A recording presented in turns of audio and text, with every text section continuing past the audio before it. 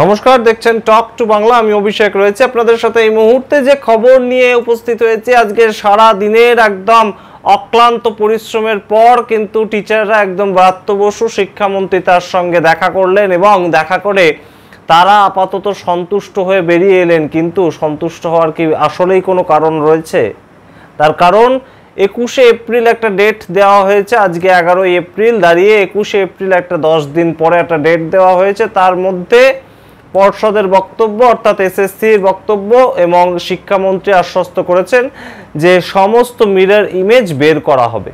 কিন্তু যে প্রশ্নটা উঠছে, এই মিরর ইমেজ যদি এখন বের করা যায়, তাহলে এত বছর ধরে যখন মামলাটা চলছে 2022 সাল থেকে, তখন হাইকোর্ট, সুপ্রিম কোর্ট, সুপ্রিম কোর্টে গত 2024 সালে যখন স্টে অর্ডার হয়ে গেল 7ই মে, তার পরবর্তীতে একটা বছর ধরে সুপ্রিম কোর্ট বারংবার মিরর ইমেজ দেখতে চেয়েছে, তখন বের করতে পারলো না কেন এসএসসি? এই প্রশ্ন কিন্তু অবশ্যই উঠবে। এবং এই মিরর ইমেজ 2025 সালের 21শে এপ্রিল কিভাবে এসএসসি সামনে আনে, সেটাও কিন্তু একটা বড় প্রশ্ন। এবং তার মধ্যেই কিন্তু একটা আপনাদের গুরুত্বপূর্ণ তথ্য দিয়ে রাখি যে আগামী 17ই এপ্রিল কিন্তু সুপ্রিম কোর্টের যে অর্ডার, সেটাকে একটা আবার রিভিউ পিটিশনের জন্য একটা অ্যাপিল করা হবে। তার যে শুনানি, সেটা কিন্তু শোনা যাচ্ছে যে 17ই এপ্রিল রয়েছে। এবং সেই 17ই এপ্রিলের দিকে কিন্তু এখন তাকিয়ে গোটা রাজ্যবাসী এবং তার সঙ্গে হয়তো রাজ্য সরকারও। তার কারণ এই 17ই এপ্রিল তাদের যে আবেদন, সেটা মূলত হচ্ছে এই 2025 সাল পর্যন্ত যারা চাকরি করছিলেন তাদের চাকরিতে যাতে বহাল রাখা হয় এবং পরবর্তীতে এই সময়ের মধ্যে তারা সম্পূর্ণ কারা যোগ্য কারা অযোগ্য তারা সেটা বের করবেন এবং তার পরবর্তীতে সুপ্রিম কোর্টের রায় অনুযায়ী কাজ হবে। কিন্তু এই অ্যাপিল নিয়ে তারা যাবেন, কিন্তু সেই রিভিউ পিটিশন কি আদৌ কোনোভাবে বদলাবে সুপ্রিম কোর্টের যে রায় কিংবা হাইকোর্টের গত বছরের যে রায়? তার কারণ ইতিমধ্যেই কিন্তু আমরা জানি যে একদম সুপ্রিম কোর্টের একবার যেটা রায় হয়ে যায়, তার পরবর্তীতে একদম আইনজীবী বিকাশ রঞ্জন ভট্টাচার্য, যার নাম বারংবার উঠে এসেছে এই মামলার ক্ষেত্রে, সেই বিকাশ রঞ্জন ভট্টাচার্য একদম সরাসরি সংবাদ মাধ্যমের সামনে ক্লিয়ার করে দিয়েছেন যে রিভিউ পিটিশন করলে কোনো শুনানির কোনো সুযোগ থাকে না। সেই ক্ষেত্রে সুপ্রিম কোর্টের প্রধান যারা বিচারপতি এবং তার সঙ্গে ডিভিশন বেঞ্চ, তারা একটা ঘরের মধ্যে সেই রিভিউ পিটিশনটাকে রিভিউ করবেন যে তাদের যে রায়টা তারা দিয়েছিলেন তার মধ্যে কোনো ধরনের কোনো যে পিটিশনটা আসছে পিটিশনারের কাছ থেকে, সেই জায়গাটা কোনো রকম বদল করার কোনো জায়গা আছে কিনা, কোনো ক্ষেত্র আছে কিনা। যদি থেকে থাকে তাহলে সেটা কিভাবে করা যেতে পারে, আর যদি না থেকে থাকে তাহলে সেটা অ্যাজ ইট ইজ রায়টা থেকে যাবে। সুতরাং সেই ক্ষেত্রে এই যে অভিষেক মানু সিংভি থেকে শুরু করে কপিল সিব্বলের যে টিমটা তৈরি করা হয়েছে, তাদের বিশেষ কিছু ভূমিকা থাকার কথা নয়, এটা বলছেন বিকাশ রঞ্জন ভট্টাচার্য।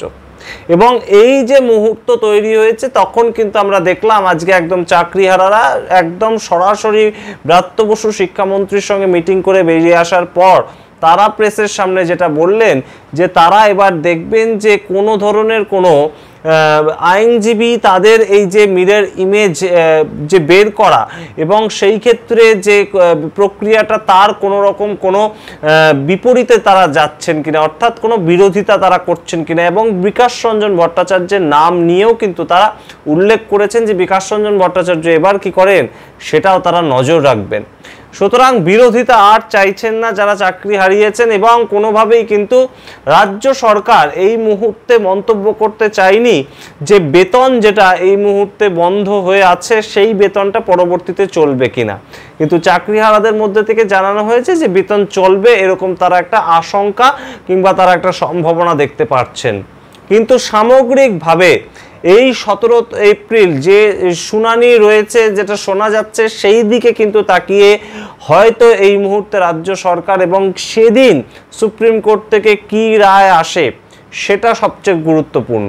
এবং তার পরবর্তীতে 21শে এপ্রিল কিভাবে 22 লক্ষ মিরর ইমেজ, অর্থাৎ যারা পরীক্ষা দিয়েছিলেন সমগ্র প্যানেলের একদম মিরর ইমেজটা, শুধু যারা চাকরি করছেন তাদের কিন্তু মিরর ইমেজ বেরোবে না, 22 লক্ষ মিরর ইমেজ কিন্তু বের করতে হবে।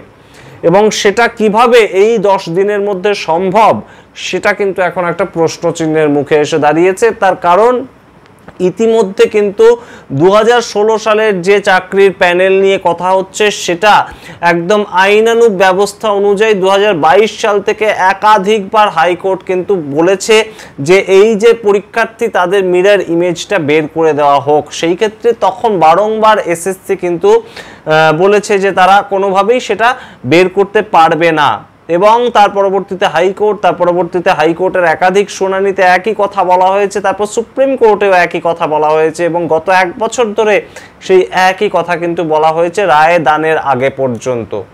এবং এই মুহূর্তে যখন একদম এসএসসি চাকরি প্রার্থীরা একদম চাকরি হারা যারা, তারা যখন একদম এসএসসি দপ্তরের সামনে গিয়ে তারা অবস্থান বিক্ষোভ দেখালেন, তারা একদম সরাসরি অনশনে পর্যন্ত চলে গিয়েছিলেন, তখন একটা ডিসিশন এলো যে আগামী 10 দিন পর এই মিরর ইমেজ দেখানো হবে। সেটা কতটা আদৌ সদর্থক একটা বার্তা, কতটা আদৌ একটা সদর্থক ভাবনা এই চাকরি হারাদের জন্য, সেটা কিন্তু অবশ্যই আমরা 21 তারিখ তার উত্তর পাবো।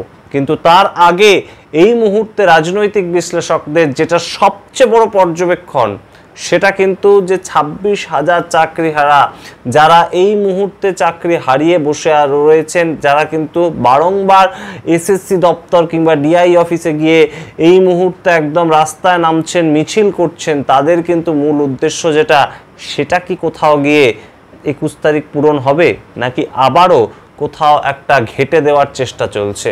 এই সমস্যাটা কিন্তু এত সহজে মেটানোর মতন নয়, সেটাই কিন্তু মনে করছেন একদম ওয়াকিবহাল মহলের একাংশ। আমরা অবশ্যই নজর রাখবো 21 তারিখের দিকে, এবং তার আগে কোন কোন মুভমেন্ট কোন কোন দিকে যায় সেটাও কিন্তু সবচেয়ে গুরুত্বপূর্ণ, কারণ প্রতি মুহূর্তে কিন্তু এখন ডিসিশন চেঞ্জ হচ্ছে, প্রতি মুহূর্তে এই যে সম্পূর্ণ কেসটা সেটা বদলে যাচ্ছে, এবং এই যে মিরর ইমেজ যে 21 তারিখ আদৌ বের করা হতে পারে তেমন একটা কথা বেরিয়ে আসতে পারে আজকে মিটিং থেকে, সেটাও কিন্তু কেউ ভাবেননি। তার কারণ বারংবার এসএসসি থেকে বলা হয়েছে এই মিরর ইমেজ বের করা সম্ভব নয়। তাহলে আজকে মিটিংয়ের পর কিভাবে তারা সেই অসম্ভব ব্যাপারটাকে সম্ভব বললেন, সেই প্রশ্ন কিন্তু এখন উঠছে। আপনারা দেখতে থাকুন টক টু বাংলা, সমস্ত প্রশ্ন আমরা উত্তর খোঁজার চেষ্টা করব এবং সেই নিয়ে আলোচনা করব। অবশ্যই চ্যানেলটিকে সাবস্ক্রাইব করবেন, প্রত্যেকটি ভিডিও লাইক কমেন্ট শেয়ার করবেন। ধন্যবাদ।